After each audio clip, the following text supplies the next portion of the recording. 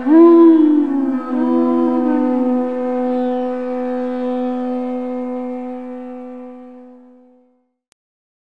नमो भगवते वासुदेवाय।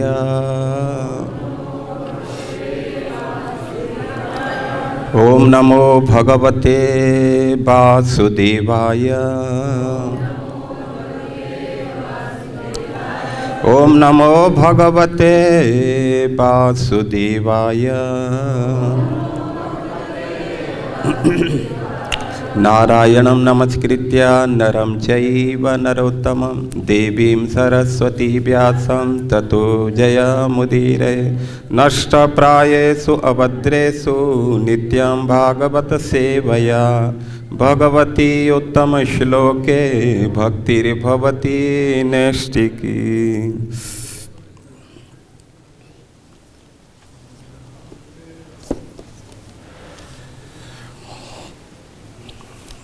हरे कृष्ण। तो ग्रंथराज श्रीमद् भागवत से पठन, स्कंद 7 अध्याय 3। अध्याय का नाम है हिरण्याकश्यप की अमर बनने की योजना। श्लोक संख्या 12। इति सुश्रम निर्बंधम, इति सुश्रम निर्बंधम तपः परममास्थिता।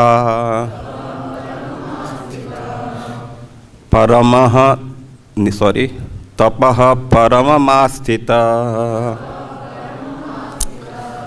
वेदस्त्वान्तरं युक्तं, वेदस्त्वान्तरं युक्तं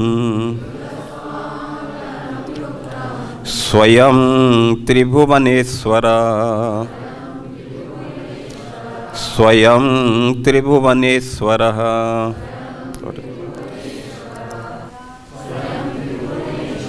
शब्दार्थ।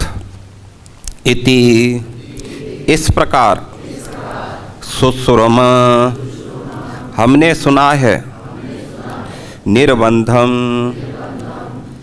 प्रबल संकल्प, तपः तपस्या, परमं अत्यंत कठोर, आस्थितः स्थित, विधस्त्वा कृपया कार्रवाई करें,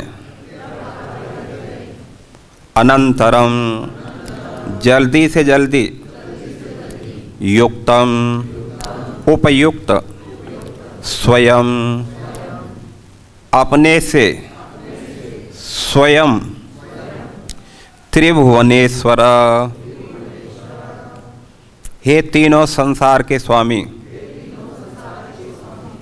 अनुवाद और तात्पर्य अवेचनार भक्ति वेदांत स्वामी शिल प्रभुपाद जी के द्वारा। शिल प्रभुपाद की जय। अनुवाद इस प्रकार है। हे प्रभु, हमने विश्वस्त सूत्रों से सुना है कि हिरण्याकश्यपु आपका पद प्राप्त करने के लिए कठिन तपस्या में जुटा हुआ है। आप तीनों लोकों के स्वामी हैं। आप जैसा उचित समझें वैसा अविलंब करें। ये कौन बोल रहा है? देवता बोल रहे हैं। ये देवता लोग बोल रहे हैं। किससे बोल रहे हैं? ब्रह्मा जी से बोल रहे हैं। ब्रह्मा जी से बोल रहे हैं। तात्पर्य, भौतिक जगत में स्वामी अपने नौकर को एक पद प्रदान करता है, किंतु नौकर सदैव योजना बनाता रहता है कि किस प्रकार अपने स्वामी का पद हथिया ले। हथिया ले का मतलब समझते हैं ना? छीन ले, हाँ, जबरदस्ती। ये कोई यूपी वाला ये जो ट्रांसलेट किया इधर करें। इतिहास में इसके अनेक दृष्टांत मिलते हैं। विशेष रूप से भारत में मुसलमानों के शासनकाल में अनेक नौकरों ने षड्यंत्र द्वारा अपने स्वामियों के पद हथिया लिए। चैतन्य साहित्य से यह पता चलता है कि सुबुद्धि राय नामक एक बड़े जमींदार ने एक मुसलमान लड़के को नौकर के रूप में रखा था। वह इस लड़के को अपने पुत्र की तरह मानता था और जब वह कभी कुछ चुराता तो उसका स्वामी दंड देने के लिए उसे बेंत से मारता था। एक्चुअली हमेशा नहीं मारता था, कभी कभी मारता था। ऐसा नहीं है कि केवल जो है उसको मारता ही रहता था, तो कभी कभी उनको जो है पनिशमेंट देता था। इससे उस लड़के की पीठ पर एक निशान बन गया था। बाद में जब वह लड़का कुटिल उपायों से हुसैन शाह नाम से बंगाल का नवाब बन गया तो एक दिन उसकी पत्नी ने इस निशान को देखा और इसके विषय में पूछा। नवाब ने उत्तर दिया कि बचपन में वह सुबुद्धि राय का नौकर था और उन्होंने किसी उपद्रव के लिए उसे दंड दिया था। यह सुनकर नवाब की पत्नी तत्क्षण क्रुद्ध हो उठी और उसने अपने पति से अनुरोध किया कि वह सुबुद्धि राय की हत्या कर दे। अब सोच सकते हैं ना कितना सोच जाते हैं ये लोग। यह सुनकर नवाब की पत्नी किंतु नवाब हुसैन शाह सुबुद्धि राय का अत्यंत कृतज्ञ था, अतः उसने हत्या करने से मना कर दिया। किंतु जब उसकी पत्नी ने अनुरोध किया कि वह सुबुद्धि राय को मुसलमान बना ले तो नवाब राजी हो गया और उसने अपनी सुराही से कुछ जल निकालकर सुबुद्धि राय पर छिड़क दिया और यह घोषित कर दिया कि सुबुद्धि राय अब मुसलमान हो गया है। बात यह है कि यही नवाब पहले सुबुद्धि राय का सामान्य नौकर था, किंतु येन केन प्रकारेण वह बंगाल के नवाब का श्रेष्ठ पद प्राप्त करने में सक्षम हुआ। ऐसा है यह भौतिक संसार। प्रत्येक व्यक्ति नाना प्रकार की युक्तियों से स्वामी बनना चाहता है।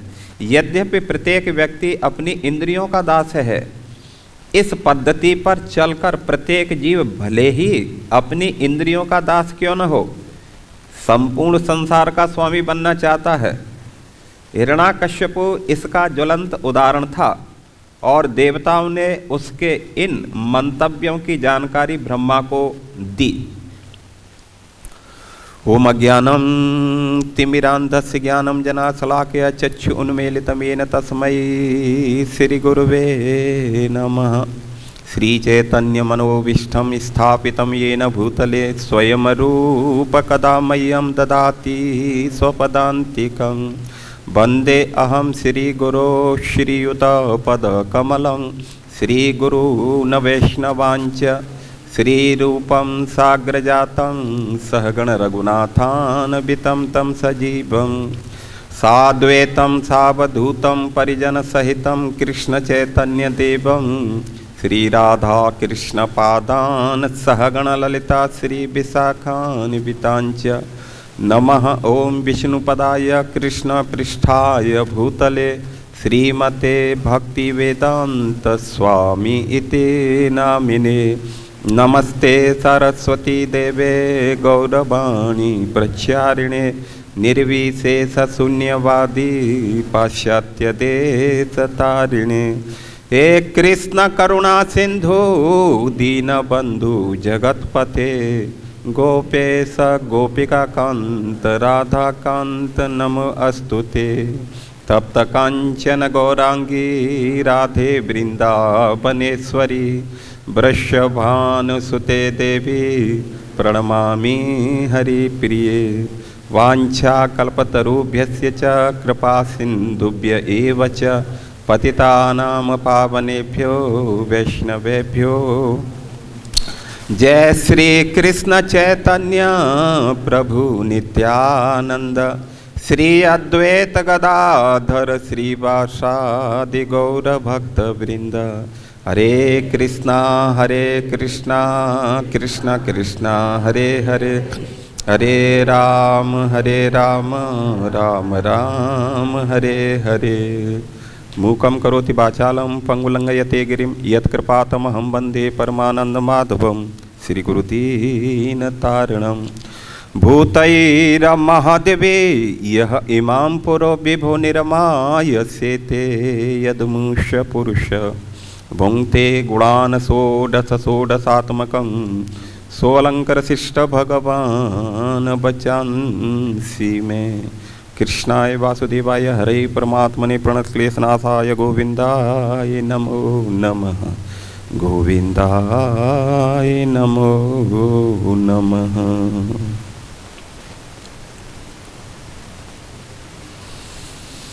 हरे कृष्णा। तो आप सभी का जितने भी इस प्रातःकालीन श्रीमद् भागवत सत्र में उपस्थित हैं, आप सभी का बहुत ही जो है हम आभार व्यक्त करते हैं और आप सभी से हम प्रार्थना भी करते हैं कि आप सभी की अनुपम कृपा बनी रहे हमारे ऊपर, जिससे हम कुछ श्रीमद् भागवत के ऊपर बोलने का प्रयास करें। तो ये जो प्रसंग है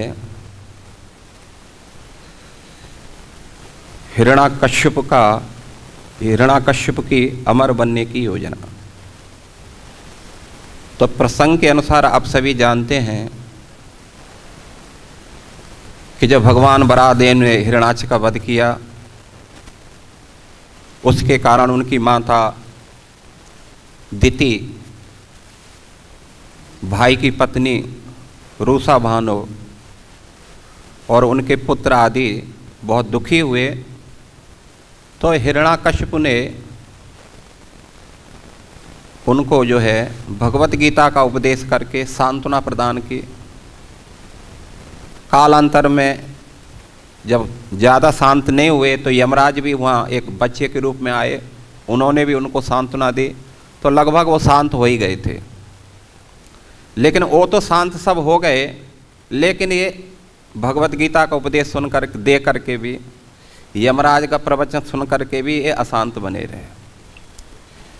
उसी समय जो है जब वो सब शांत हो गए तो इन्होंने जो है फिर क्या किया, भगवान से वदना लेने के लिए मद्राचल की घाटियों में और इन्होंने तपस्या किया। हिरण्याकश्यप ने तपस्या किया,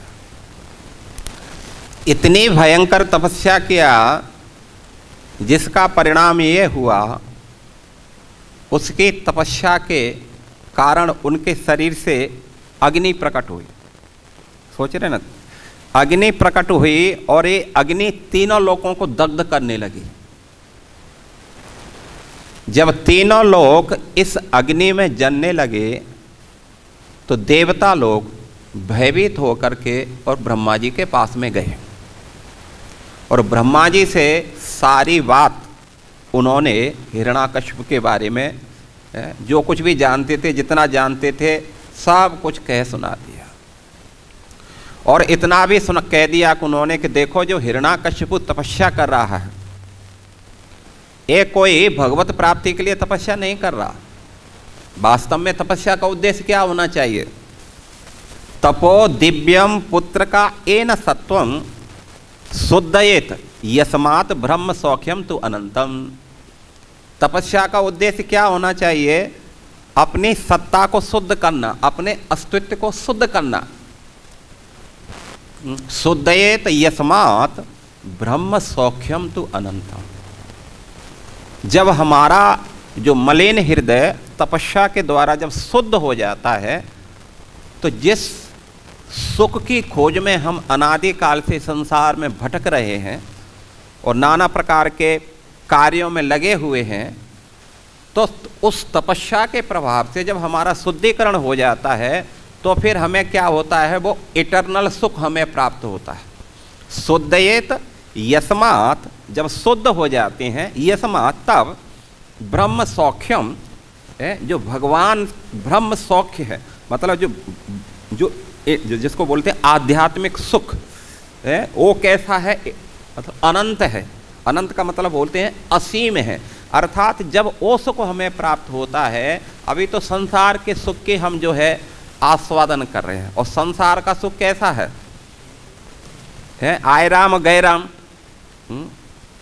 इधर से आया उधर से कब निकल गया वो मालूम नहीं चलता है। लेकिन यदि भगवत भजन से जो सुख प्राप्त मिलता है वो ऐसा सुख होता है, वो इटर्नल रहता है, वो सुख फिर जो है खत्म नहीं होता। और भगवान ने गीता में कहा है इदम लब्ध्वा मया लब्धम इमं प्राप्त से मनोरथम, नहीं सॉरी, उन्होंने कहा है इस सुख को जो प्राप्त कर लेता है, इदम लब्ध्वा मतलब इस सुख को प्राप्त करके फिर और उसे संसार में कहीं कुछ और सुख की प्राप्त करने की जरूरत नहीं रहती है। ये जो है 6वें अध्याय में इदम लब्ध्वा क्या है, भगवान ने गीता में इदम लब्ध्वा दुखेना न बिचा लेते, गुरुणा न पी न बिचा लेते, अर्थात इस सुख को जो प्राप्त कर लेता है फिर उसके ऊपर पहाड़ जैसी विपत्ति भी आ जाए फिर भी वो भयभीत नहीं होता। तो सुख वास्तव में हमें तपस्या का मतलब होता है उस इटर्नल सुख को प्राप्त करने के लिए या भगवान को प्राप्त करने के लिए, भगवान के धाम में जो है इटर्नल सुख है, ठीक है ना, उस सुख के लिए प्राप्त करने के लिए हमें प्रयास करना चाहिए। लेकिन हिरण्याकश्यप का ये उद्देश्य तो दूर दूर तक नहीं है, इसके बारे में तो उसने सोचा भी नहीं है। हिरण्याकश्यप जो है तपस्या करके क्या बनना चाहता है, पहले हाँ खुद भगवान बनना चाहता है, क्योंकि उसको एलर्जी ज़्यादा इससे बात से है क्योंकि इस संसार को जो है 3 देव कंट्रोल करते हैं ज़्यादातर, ब्रह्मा विष्णु और शिव जी। तो चूँकि ब्रह्मा और शिव का जो स्तर है बहुत ऊंचा है, और अभी हिरण्याकश्यप जो है सोचता है कि वास्तव में इनके लक्ष्य को प्राप्त करना, वहाँ तक पहुँचना तो अभी असंभव है, बाद में फिर देखेंगे, पहले स्टेप बाय स्टेप चलना चाहिए। तो नज़दीक में ब्रह्मलोक है, तो क्यों ना पहले ब्रह्मलोक के सुख को हमें प्राप्त करने का प्रयास करना चाहिए।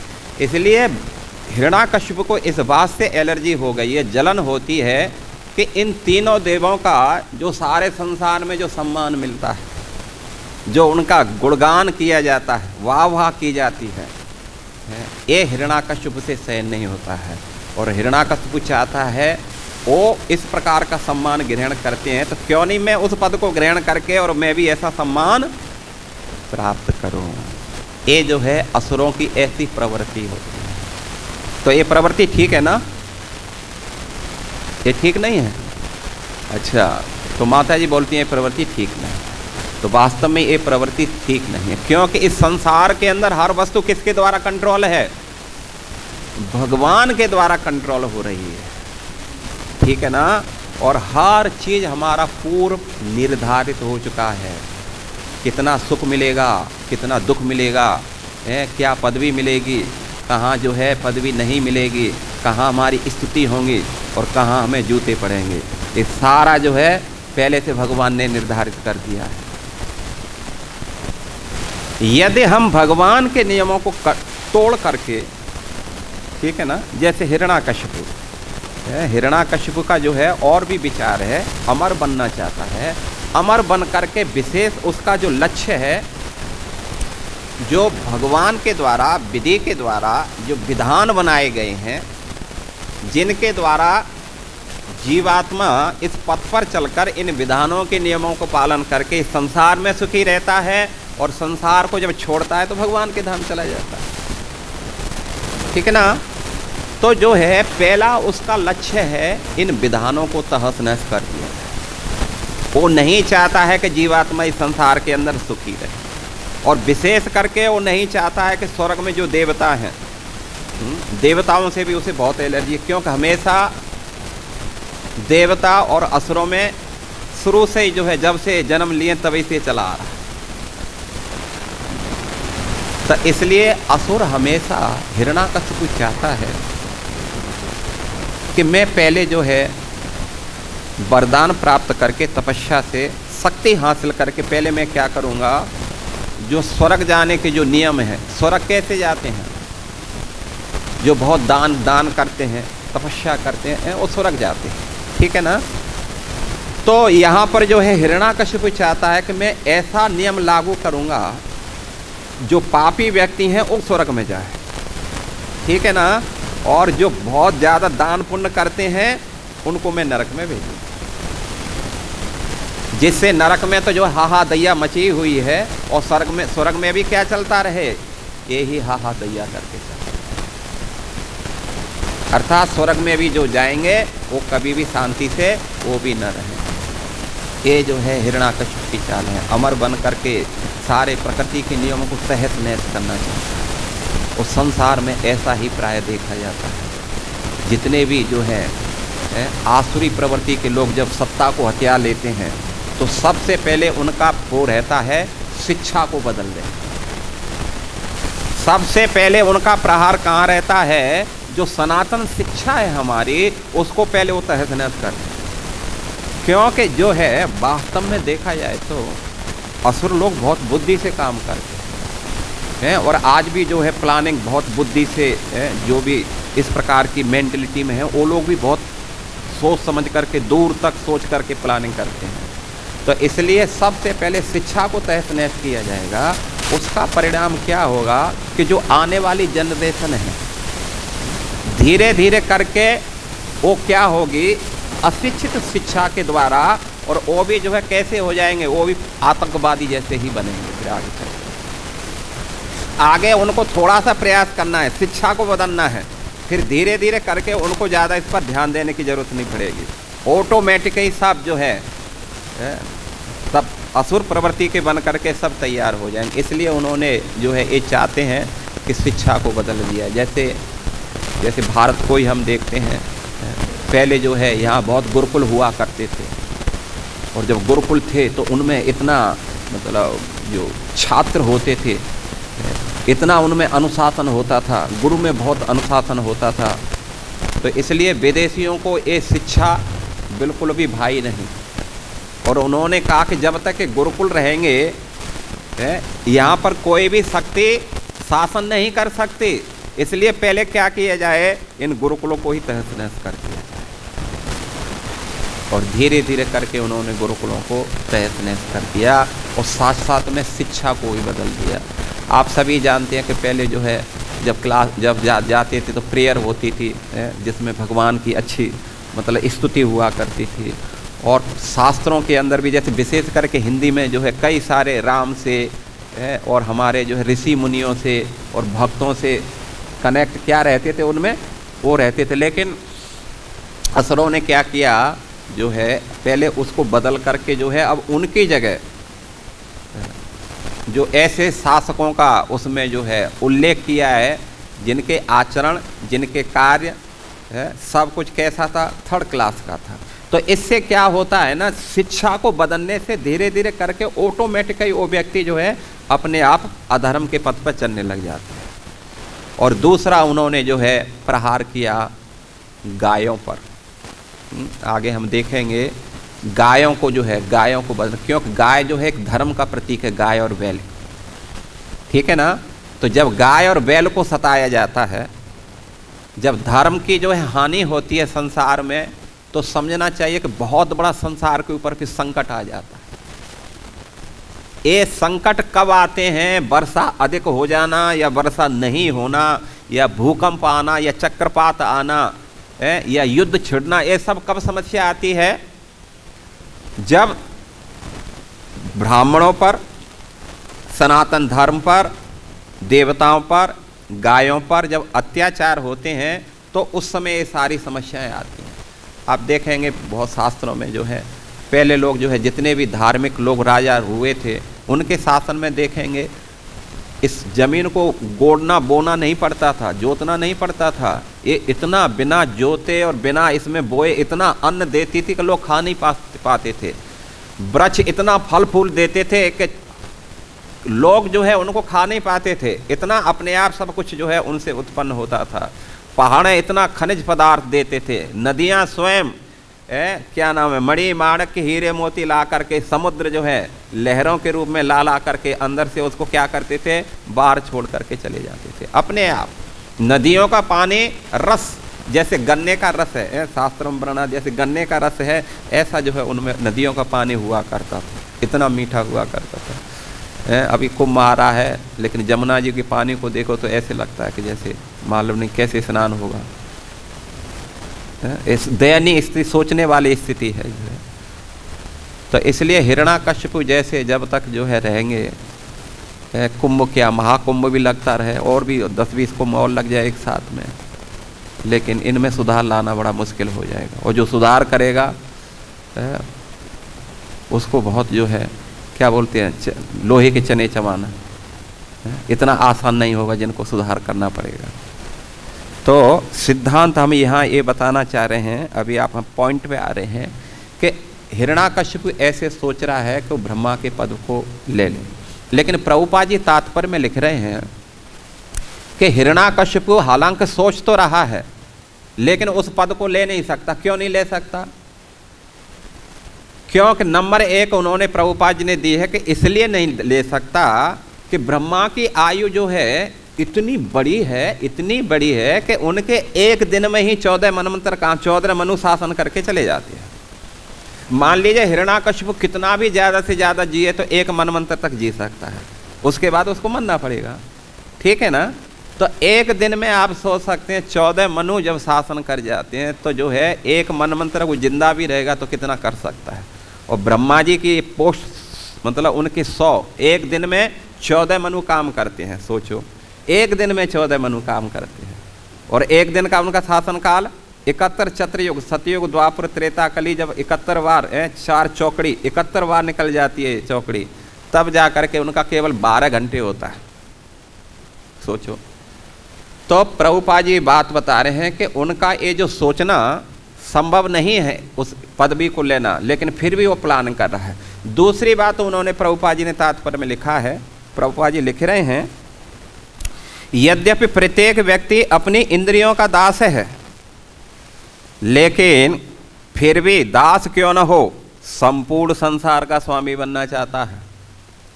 तो ये जान लेना चाहिए कि जो इंद्रियों का दास बन करके संपूर्ण संसार का स्वामी नहीं बन सकता, और यदि किसी कारण बन भी जाएगा तो उसको बहुत जल्दी ही पदच्युत कर दिया जाएगा, वो मतलब टिक नहीं सकता। इसलिए क्या नाम है, रूप गोस्वामी ने उपदेशामृत में पहला श्लोक इसी बात पर दिया है। वो ही सारे संसार पर शासन कर सकता है जिसकी इंद्रियां कंट्रोल में है। क्या है श्लोक, कौन बोलेगा? वाचो वेगम मनसः क्रोध वेगम, जिह्वा वेगम उदरोपस्थ वेगम, एतान वेगान यो विसहेत धीर, सर्वामपि मां पृथ्वी सशिष्यात्। सर्वामपि मां पृथ्वी सशिष्यात्, वो ही पूरी पृथ्वी पर शिष्य बना सकता है, अर्थात शासन कर सकता है। कौन? जिसकी इंद्रियां है उसके बस में है। तो हिरण्याकश्यप की इंद्रियां उसके बस में है कि नहीं है? नहीं है। हाँ, तब जो है ये जो है उसका जो दूसरा पॉइंट भी था वो भी फेल मार गया। अर्थात उसका सोच सकता है कि वो जो है इंद्र जो है क्या नाम है ब्रह्मा के पदवी को ले सकता है, लेकिन कभी भी नहीं ले सकता। तो प्रभुपाद जी ये बात यहाँ पर दे रहे हैं कि भौतिक जगत में स्वामी अपने नौकर को एक पद प्रदान करता है, किंतु नौकर सदैव योजना बनाता रहता है कि किस प्रकार अपने स्वामी का पद हथिया ले। यही इतिहास का जो है वो क्या नाम है वो नियम बना हुआ है।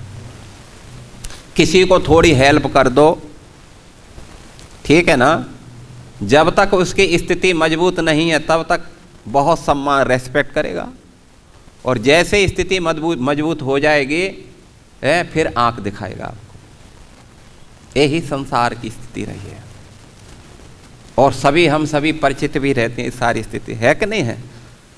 हो सकता है कि आप लोग न हो, लेकिन हम तो बहुत परिचित हैं सारी चीज़ से। वैसे हमें जो भी है सिद्धांत तो ये है कि हमें देखो हित करना ही चाहिए, किसी को दूसरे का बढ़ाने का प्रयास करते ही रहना चाहिए, चाहे दूसरा हमारे बारे में कितना भी गलत करे, बुरा करे। जो तोकू कांटा बुवे ताए बोए तू फूल, और तोए फूल के फूल हैं और बाकू हैं त्रिशूल। ये सुने हैं कि नहीं सुने आप लोग? ये तो सुन लो, इसीलिए मैंने बताया कि आप लोग शायद जानते नहीं हैं। हमेशा प्रयास, हमेशा सोचना है आप हमेशा पॉजिटिव बन करके दूसरे का हित करो। यदि कोई आपका अहित करता भी है तो ये जान लेना चाहिए कि आपका वो पाप जो था वो खत्म हो रहा है, ठीक है ना। लेकिन उसके लिए क्या हो रहा है, उसके लिए महा संकट का द्वार खुलने के लिए जा रहा है। उनके ऊपर एक बहुत बड़ी विपत्ति, एक संकट आने वाला है। इसलिए हमेशा प्रयास करना चाहिए कि संसार की स्थिति तो ऐसी रही है कि जो किसी को थोड़ा सा भी सहायता करता है तो बाद में जाकर के वही मालिक बन जाते हैं। जैसे प्रभुपाद जी ने यहाँ उदाहरण दिए सुबुद्धि राय का और एक क्या नाम है मुस्लिम लड़के का है। जब ये लड़का जो है बहुत गरीब था, खाने तक के लिए नहीं था, इसको पाल पोस करके बड़ा किया, लेकिन किसी कारण से इसने जो है बहुत बड़ी गलती की तो उन्होंने एक बेंत मार दिया था और बेंत का वो निशान पड़ा। उसका परिणाम ये हुआ आगे चल करके वो राजा बना। उसकी पत्नी ने एक दिन उसका निशान देख लिया और उसी समय जो है उनकी आंखें चढ़ गई और उन्होंने कहा किसने मारा है, आपके निशान कैसे पड़ा? तो उन्होंने बता दिया कि ऐसे ऐसे मेरे जो है वो मालिक थे, उन्होंने एक दिन मेरे को मार दिया। तो तुरंत उन्होंने कहा नहीं, इसका जो है प्रायश्चित क्या है, उनको दंड क्या देना चाहिए, मृत्यु दंड दे दो। तो इतिहास ऐसे दृष्टांतों से भरा पड़ा हुआ है, समझे ना। ये तो एक उन्होंने कहा, आप देखेंगे दुर्योधन था, पांडव जो है कभी भी दुर्योधन के बारे में अपने भाई से हट करके कभी भी नहीं सोचते हैं उनके बारे में। जैसे अपने भाई हैं ठीक इसी प्रकार उनका वो सम्मान करते हैं, ठीक ना। लेकिन दुर्योधन को देखो, उसने क्या क्या नहीं किया पांडवों के साथ में, ठीक है ना। इतिहास में हम देख सकते हैं और भी देख सकते हैं।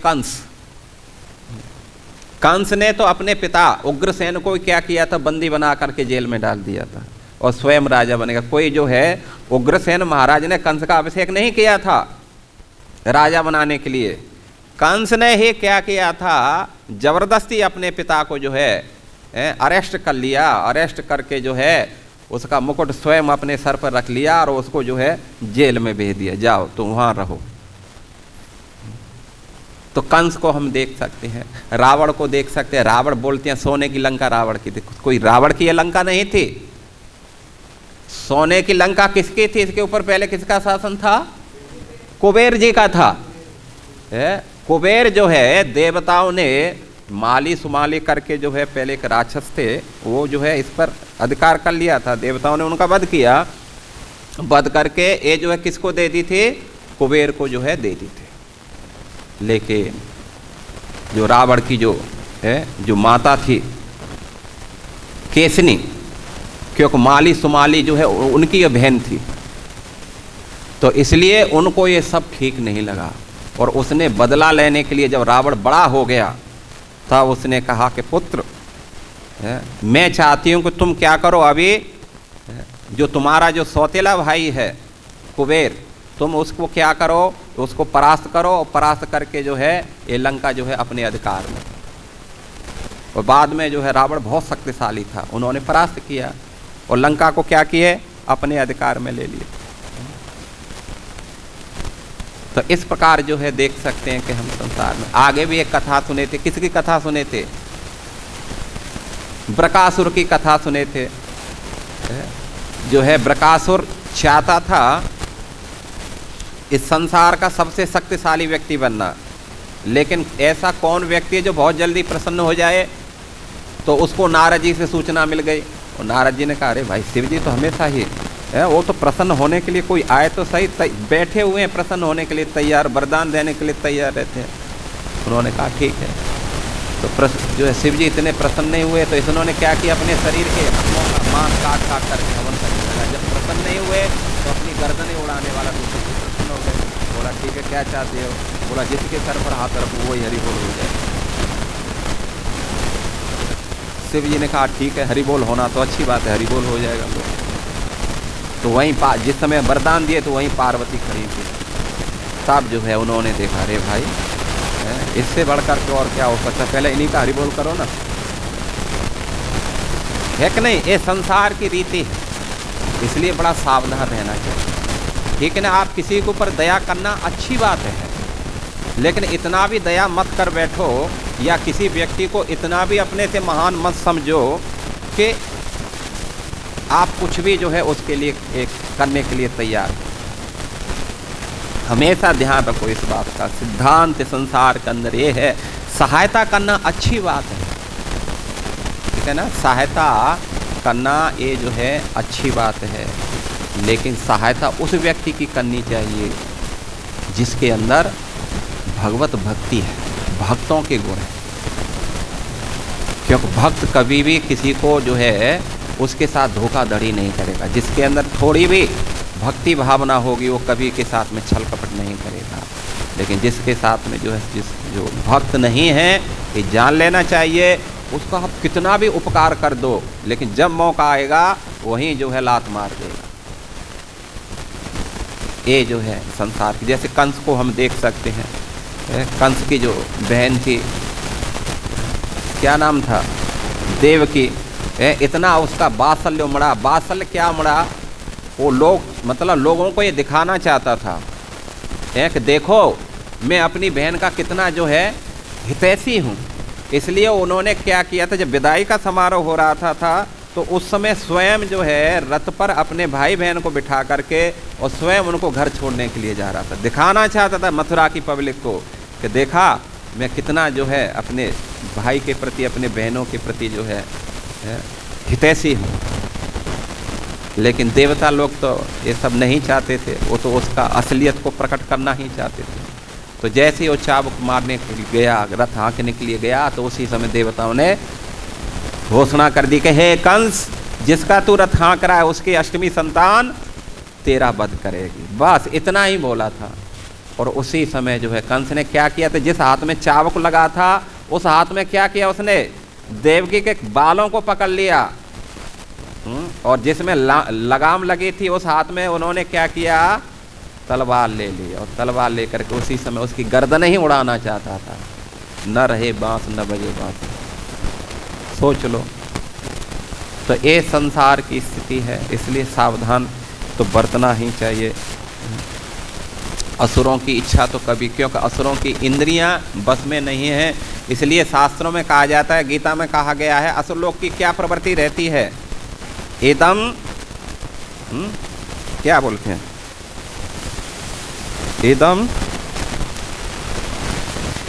इदम अद्य मया लब्ध इमं प्राप्से मनोरथम। इदम अस्ति, इदम अस्ति, इदम अस्मि। क्या है श्लोक, क्या है, इदम अद्य मया लब्ध एवं प्राप्त से मनोरथम, इदम अस्ति दपि में भविष्यति पुनर्धनम। मतलब उनका उद्देश्य रहता है, जैसे आज मेरे को इतना मिल गया, इदम लब्ध मया लब्ध इमं प्राप्त से मनोरथम, आज मैंने इतना प्राप्त किया, कल मैं क्या करूँगा, इससे डबल हासिल करूँगा। ये जरूरी थोड़ी है कि हासिल हो ही जाएगा, लेकिन उनकी ऐसी चेतना रहती है। आज असोमया हत शत्रु हनस्य चा प्राणपि ईश्वरो अहम अहम भोगी सिद्धो हम बलवान सुखी।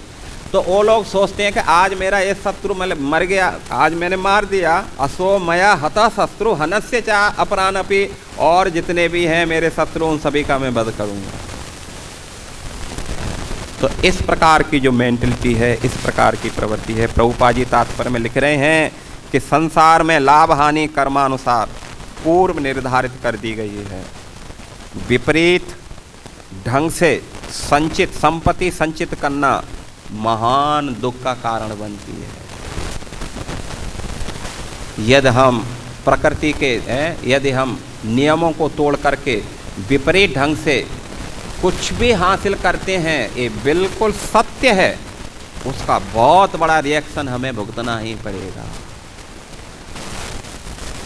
इसलिए आज हम देख रहे हैं प्रैक्टिकल लोगों के पास में धन की कमी नहीं है,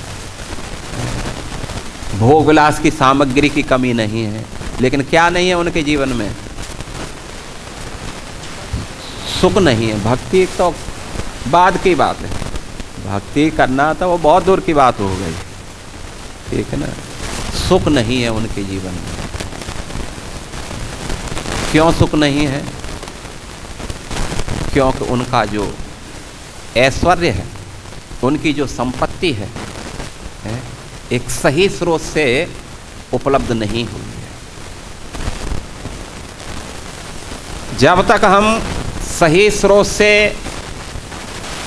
कोई भी चीज हासिल नहीं करेंगे, ये समझ लेना चाहिए वो हमें महान कष्ट देगी ही। यही सिद्धांत है संसार।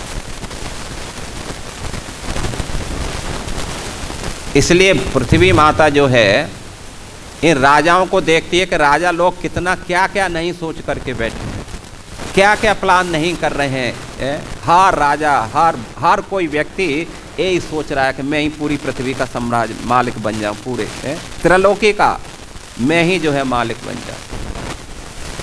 भूमि जो है बोलती है, मत कृते पितृ पुत्राणाम भ्रातराणाम चापि विग्रह जायते ही असताम राज्ये ममता बद्ध चेतसा।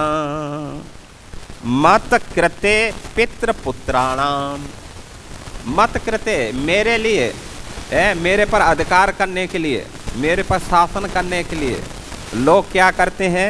पितृ पुत्राणाम, पिता अपने पुत्र का वध कर देता है या पुत्र अपने पिता का वध कर देता है। भ्रातराणाम, भाई अपने भाई का वध कर देता है। जायते ही असताम राज्य, किसके लिए? इस संसार की संपत्ति को प्राप्त करने के लिए, इस संसार के ऐश्वर्य को प्राप्त करने के लिए असताम, असत रूप से, वैद्य रूप से नहीं, असत रूप से संसार की वस्तुओं को प्राप्त करने के लिए वो क्या करते हैं? लोग एक दूसरे का वध कर देते हैं। और ममता बद्ध चेतसा, क्योंकि वो जो है इंद्रियों के दास जो बने हुए हैं। जब तक हम इंद्रियों के दास रहेंगे, जब तक हमारी ममता इस संसार में बनी रहेगी, तब तक हम जो है संसार में कभी भी सुखी नहीं हो सकते। ये में भूत पते राजन, परीक्षित महाराज बोलते हैं सुखदेव गोस्वामी से के राजा, सुखदेव गोस्वामी बोलते हैं परीक्षित महाराज से, ये में भूत पते राजन मुच्यते भुवम ओजसा। हे महाराज परीक्षित, ये में भूत पते राजन भुंजते भुवम ओजसा। ये लोग असुरी लोग, आसुरी व्यक्ति लोग क्या करते हैं? अपने तपस से, अपने बल से इस पूरी पृथ्वी का भोग करना चाहते हैं, लेकिन वो इस बात को भूल गए हैं कि वास्तव में सारी पृथ्वी तो किसकी है? सारा सत्रलोकी किसका है?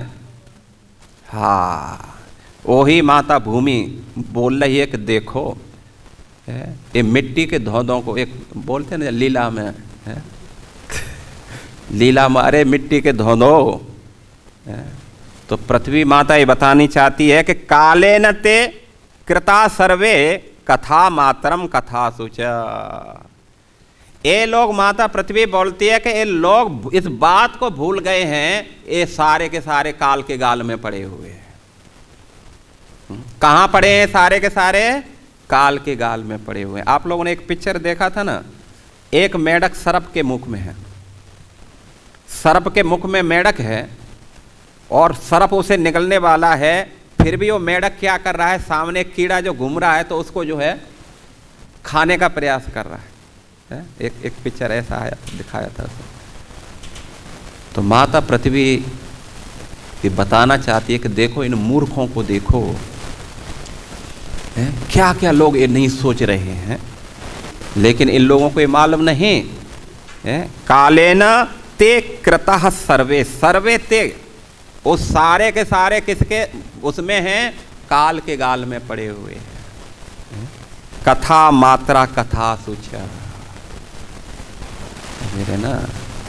और देखा कि पूरी पृथ्वी पर बड़े बड़े राजाओं का राज्य हुआ, जिसमें धार्मिक राजा भी हुए, अधार्मिक राजा भी हुए।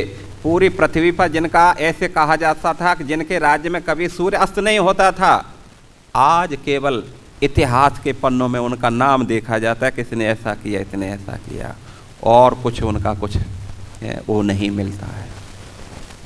इसलिए प्रभुपाद जी बोले हैं सिद्धांत क्या है, तो सिद्धांत हमें है ये है कि हमें अपने प्रयास करना है।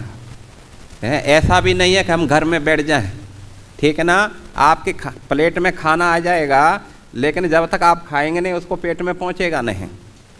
लेकिन प्रभुपाद जी ये बात बोल रहे हैं कि हमें प्रयास करना चाहिए ईमानदारी से, मेहनत के साथ में, जो भी ईमानदारी से आता है उसी से संतुष्ट रहना चाहिए।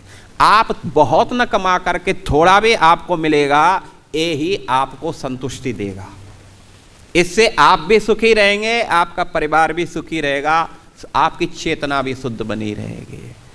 लेकिन असत्कृतः, असत रूप से, अधार्मिक रूप से दूसरों को कष्ट दे करके, छल कपट करके यदि जो कुछ भी प्राप्त करेंगे वो समझ लेना चाहिए भविष्य में बहुत बड़े संकट में डाल देगा।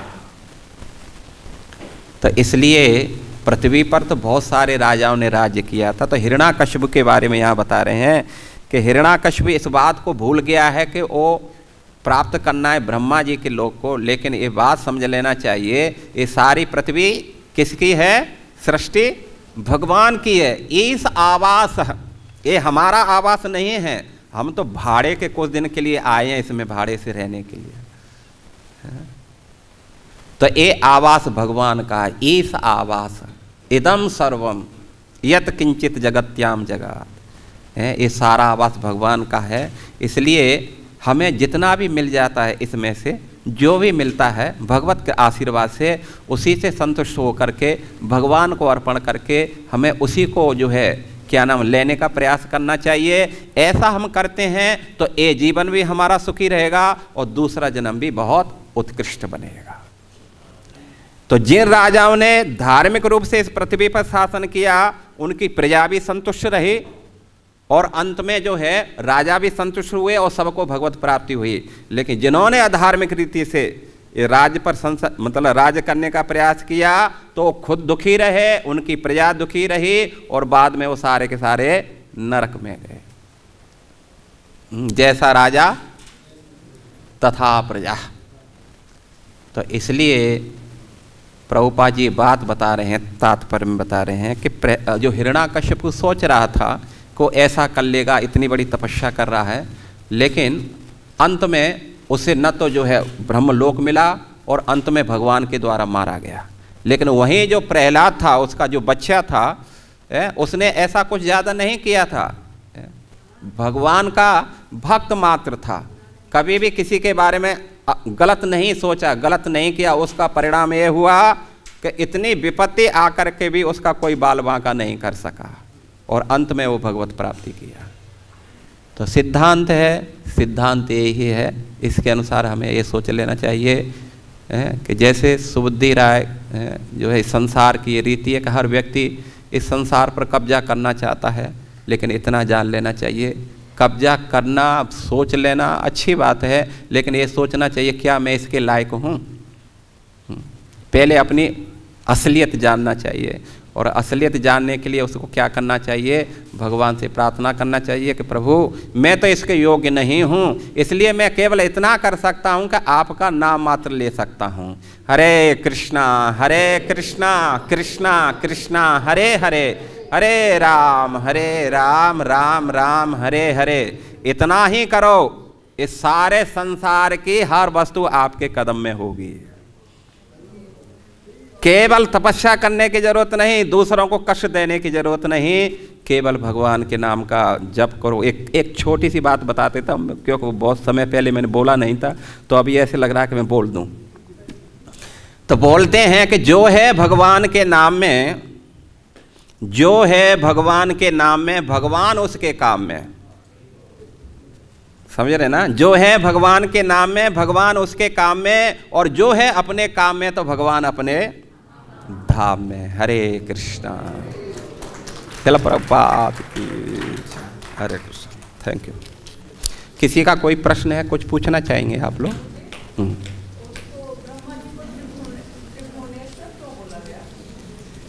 एक्चुअली इसलिए बोला गया है कि वो सारी इस सृष्टि का संचालन वो ही कर रहे हैं। आप देख रहे हैं ना, ऊपर के लोक हैं, तीनों लोक हैं, ऊपर का, मध्य का और नीचे का। तो इसका जो है ब्रह्मा जी ही विधान करते हैं, इसलिए उनको विधाता बोलते हैं। वो संचालन इसके देख रेख करते रहते हैं, तो उनको बोला जाता है, क्योंकि ब्रह्मा जी ही ज़्यादा एक्टिव है यहाँ पर। शिव जी तो ज़्यादा एक्टिव नहीं है, विष्णु भी ज़्यादा एक्टिव नहीं है, ब्रह्मा जी ज़्यादा एक्टिव है। तो इसलिए जो एक्टिव है वो ही लोग उसी को ज़्यादा सम्मान करते हैं। हरे कृष्णा।